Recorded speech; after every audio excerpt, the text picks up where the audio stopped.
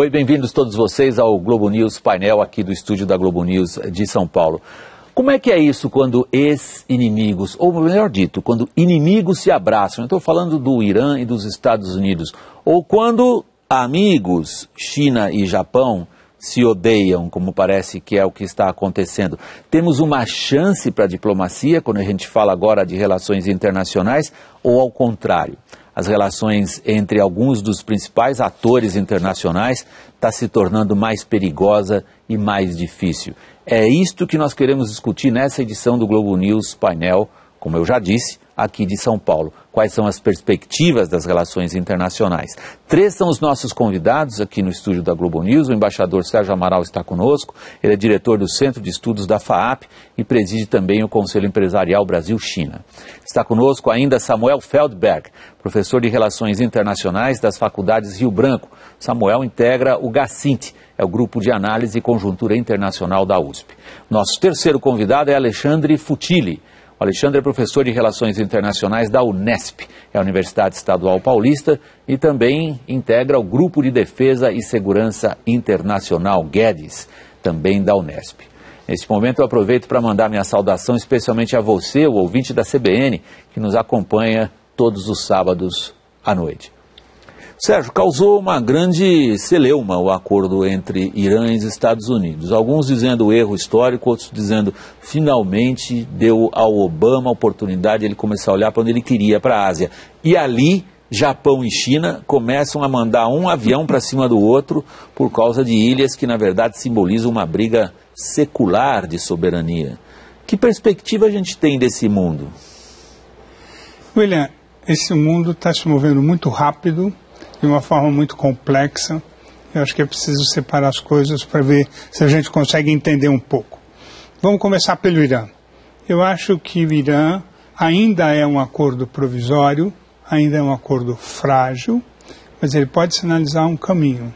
E se esse caminho der certo, ele terá grandes repercussões. Não só de maneira localizada no Oriente Médio, em que você equaciona ou atenua o potencial explosivo da questão do Irã, do acesso do Irã à bomba nuclear. Eu acho que ele emite uma série de sinais. Esses sinais são importantes, porque talvez nós estejamos preparando, cozinhando nesse caldo confuso do Irã, os elementos de uma nova governança internacional.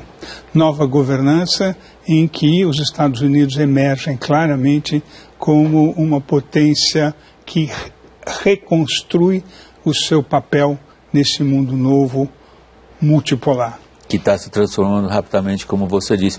Posso parar nesse instante e aceitar a sua sugestão de a gente fatiar um pouco? Exato, eu acho todo melhor. Esse grande complexo? Vamos falar, é um erro histórico esse acordo preliminar? Como disse o primeiro-ministro de Israel, Benjamin Netanyahu, ao saber a notícia, que ele até parece ter ficado meio bravo, parece que soube da notícia quando já havia acontecido, embora seja um aliado importante dos Estados Unidos. Quando americanos e iranianos negociaram em Genebra um acordo preliminar? Na verdade, o que provavelmente deixou mais incomodado o primeiro-ministro Netanyahu foi o fato de os americanos e iranianos virem negociando há muito tempo, e não só o fato de o acordo ter sido anunciado de última hora, mas talvez mais importante do que isso, William, é o fato de que já surgiram indicações de que esse acordo não é tão acordo quanto foi anunciado. Então, na terça-feira, os iranianos já se opuseram à versão americana que foi anunciada do acordo, e lá nós temos detalhes importantes, como se diz em inglês, o diabo está nos detalhes. O diabo está sentado no detalhe. Exatamente. Então, se anunciou os parâmetros genéricos desse acordo, que curiosamente cedem ao Irã o elemento do direito de continuar enriquecendo urânio.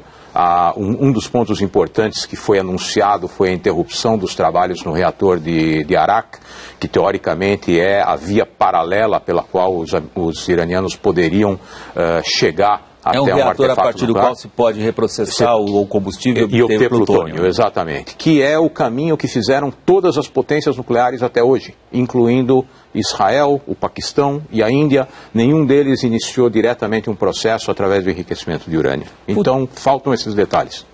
Futili, temos o que, afinal, já que se você concordar, claro, com a proposta do Sérgio inicial, da gente fatiar esses problemas e pegar um por um. Nós estamos falando de um acordo entre inimigos históricos, pode-se dizer assim, 34 anos que Estados Unidos e Irã não se conversavam diretamente, não tentavam de alguma maneira chegar a algum acordo sobre qualquer questão.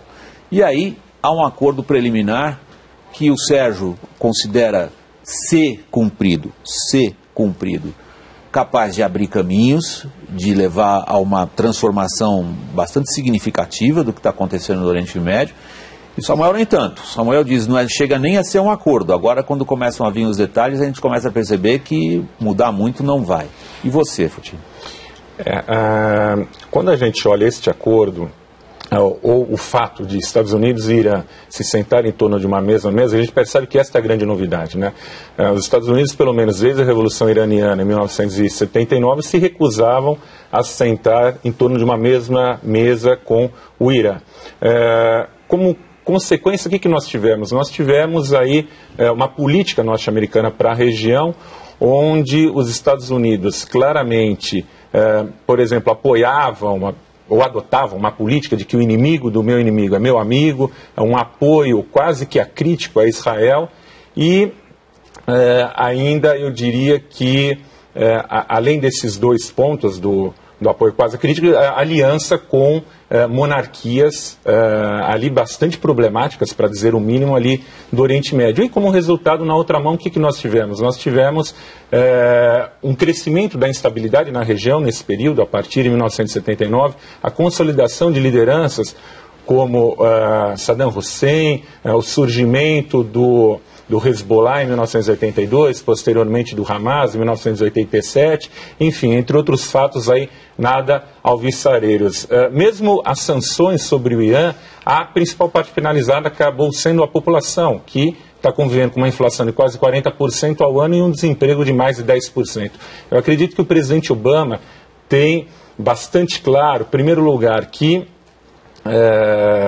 esta política, de certa forma, ali ela se esgotou para o Oriente Médio, principalmente a partir da queda do Shah Reza Pahlavi em 1979, ela se esgotou para o Oriente Médio. A Rússia está de volta ao tabuleiro geopolítico internacional. Nós percebemos, enfim, uma série de mudanças ali importantes. O mosaico, se a gente olhar aberto, a partir das revoltas árabes em fins de 2010, está inconcluso. Enfim, o presidente Obama percebe que há mudanças importantes. Os Estados Unidos vivem um novo momento em termos de segurança energética, com a revolução do xisto, e tudo isso está mexendo deixa eu nas peças do tabuleiro. Porque é muita coisa que você coloca de uma vez só na discussão. E como a gente está seguindo o conselho do Sérgio no começo, vamos pegar essa mortadela e começar a cortar ela em pedaços.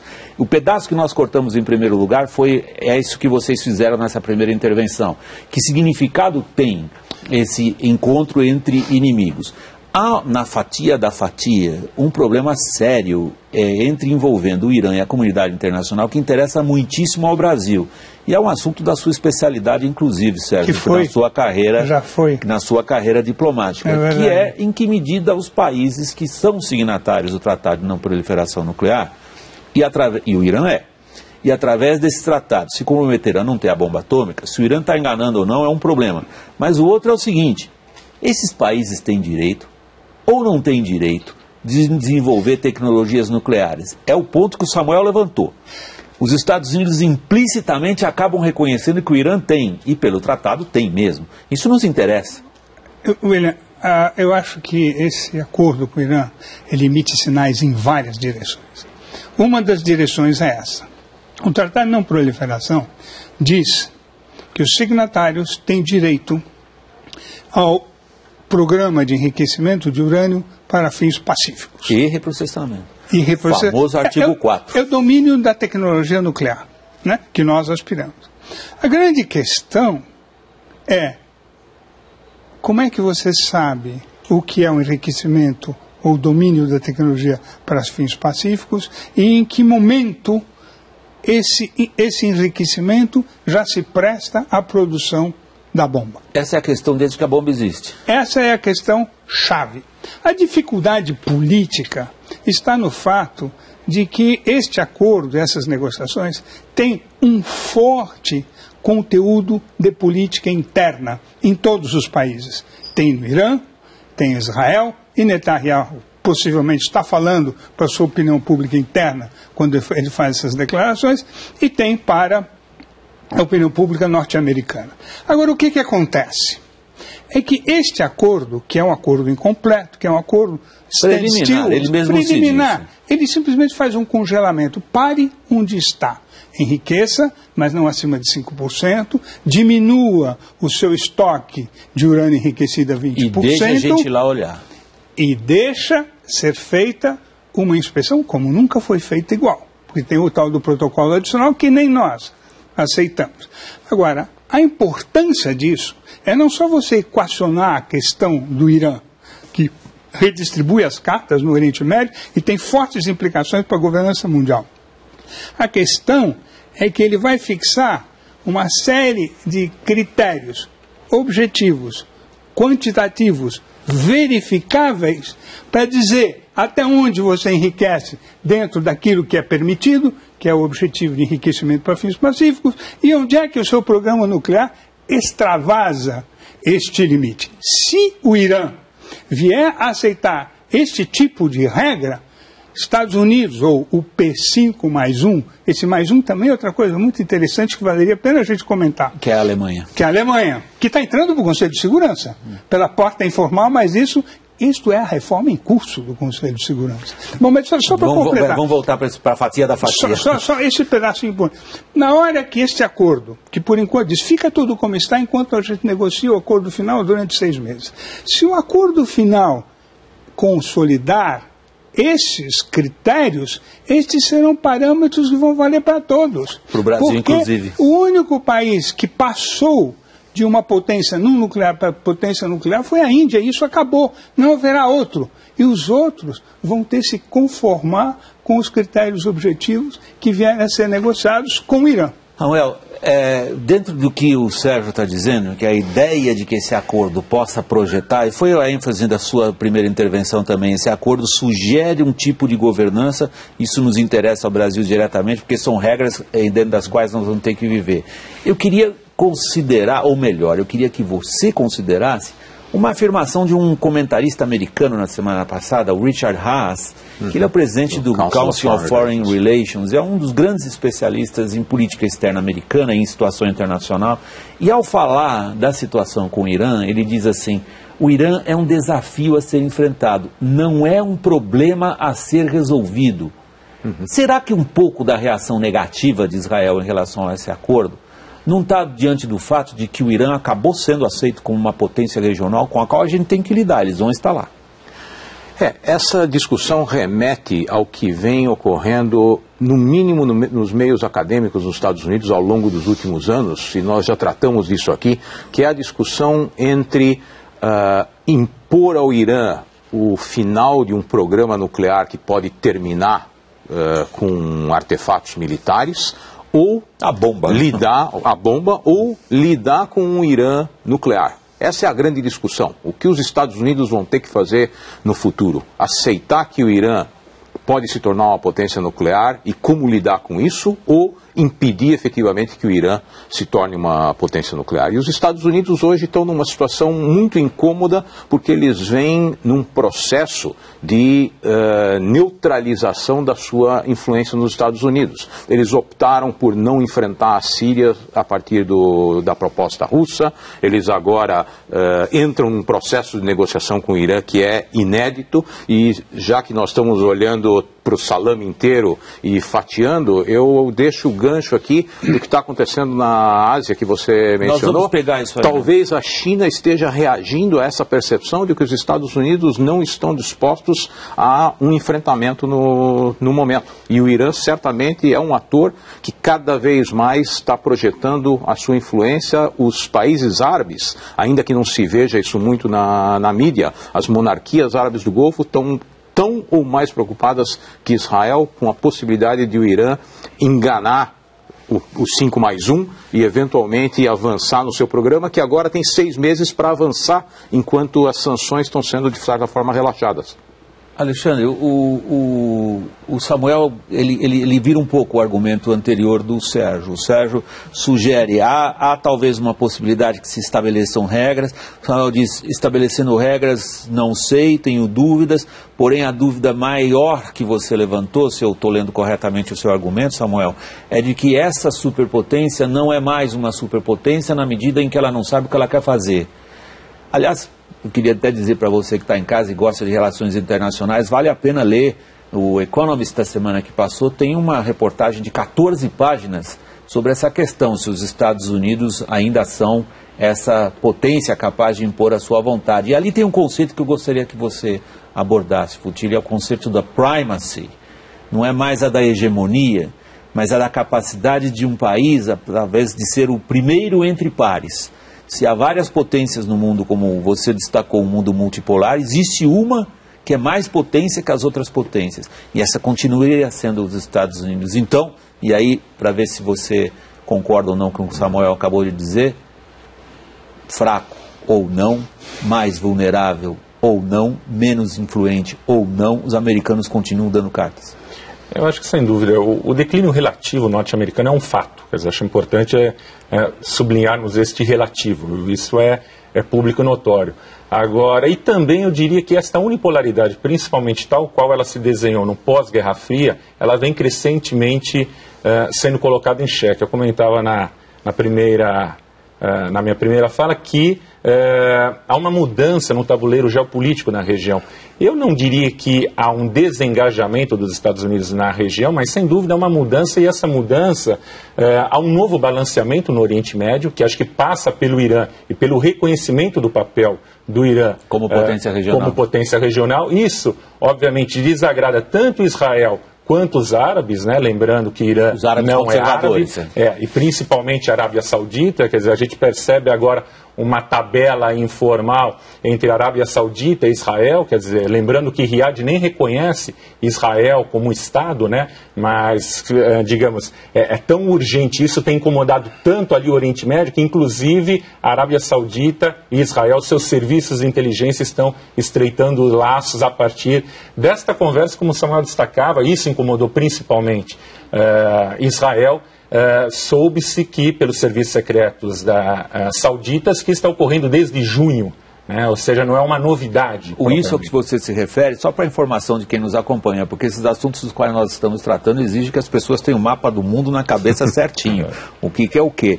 Você se refere a negociações secretas que transcorreram entre enviados americanos e enviados iranianos em Omã, que é uma pequena localidade ali no Golfo Pérsico, ao norte da Arábia Saudita, mas embaixo do Irã, que é por onde passam, aliás, todos os furos das sanções financeiras. Isso é para quem compra tapete em Teherã, paga com cartão de crédito em Omã. Então você vê como é que essas ligações acabam servindo ali também para a diplomacia por baixo do pano. Fecha meu parênteses. Provavelmente tecnologia também. E o que mais se quiser. Eu nunca vi no Oriente Médio, numa experiência de repórter, uma fronteira fechada. Prossiga, Futilho. Então é justamente isso. Temos um quadro novo, mas que, ao meu ver, ainda tem, eu diria, muita espuma na superfície. É preciso, não dá para ver ainda, digamos, de forma clara o que nós temos mais embaixo disso, dessa espuma. Agora, que temos fatos novos, temos. Sérgio, temos uma potência entre as potências que vê um caminho pela frente, ou domesticamente condenada a se isolar de novo? Os dois. Não se isolar, mas enfraquecida domesticamente. Vamos para a segunda fatia do salame. Porque isso é a ponte para nós. A segunda fatia do salame é o seguinte: essa questão do Irã vai muito além do que o conflito localizado Irã no Oriente Médio. E ela sinaliza, talvez, os elementos de uma nova governança. Qual é o primeiro elemento? É aquilo que ninguém esperava, é o reforço do multilateralismo. Quando todos achavam que o multilateralismo já estava fadado ao fracasso, eis que o assunto iraniano é encaminhado num contexto multilateral do regime de não proliferação na ONU, pelo Conselho de Segurança, que votou as sanções que forçaram o Irã à mesa da negociação, e o Conselho de Segurança, que, curiosamente, não é aquele reformado que nós gostaríamos, mas é um informalmente adicionado um novo país, a Alemanha. O que a Alemanha está fazendo aí é o sinal de que o novo Conselho de Segurança vai ser o 5+1, a Alemanha, a gente não sabe, isso por enquanto ainda é uma questão. Mas essa nova governança, ela se faz em torno dos Estados Unidos, que não só está promovendo o fortalecimento do multilateralismo da ONU, como Obama disse que ia fazer, mas não é que ele só defendeu o multilateralismo, ele respeitou o multilateralismo, ele mostrou... E acusado de ser fraco por isso. E mostrou que o multilateralismo pode funcionar, porque foi graças a esse concerto multinacional que se chegou a esse acordo provisório. Mas este país, que todos já acreditavam, muito enfraquecido pela crise econômica, o que é verdade, passando por um bloqueio democrático, o que é verdade, ele está mostrando que ele tem uma visão do mundo e tem a capacidade de reconstruir a sua hegemonia. Ele está dando as cartas do comércio, através do acordo transpacífico na Ásia, através do acordo Estados Unidos-Europa, de investimentos e de comércio, que vai representar mais de metade do comércio mundial. 70% do comércio mundial. E a economia americana também está voltando. Agora, existe uma questão, que muitos dizem, bom, mas os Estados Unidos como potência está enfraquecido, ninguém mais acredita. O Obama, no discurso dele na ONU, ele faz um comentário que vale a pena a gente refletir. Nessa última Assembleia Geral. Na última Assembleia Geral. Eu não posso ser criticado por intervir e por não intervir. Então, de certa forma, aqueles que gostariam dos Estados Unidos intervindo unilateralmente, como o Bush fez, são os saudosistas de um tempo que possivelmente acabou. E o Obama está fazendo aquilo que ele disse que vinha fazer e aquilo que nós, brasileiros, sul-americanos, latino-americanos, sempre defendemos, que é um mundo multilateral, fortalecido pela ONU, com um processo de negociação e de solução de controvérsias pelo diálogo e pela concertação. Você abriu com essa sua intervenção agora a discussão para a gente olhar para onde o Obama quer que a gente olhe, que é para a Ásia. Mas eu estou chegando ao final do primeiro bloco. É isso que eu queria deixar no ar para vocês, Samuel e Alexandre Fucili, irem pensando no intervalo. Quem nos acompanha também vai pensando qual é a possível resposta. Se você se associa à interpretação que o Sérgio acabou de dar, evidentemente, de que temos sim uma potência como os Estados Unidos enfraquecida, porém com uma visão estratégica, posso acrescentar, do que seriam suas relações com esse que surge como seu principal adversário e rival na Ásia, que é para onde os Estados Unidos querem que a gente olhe. A gente volta daqui um instantinho. Até já.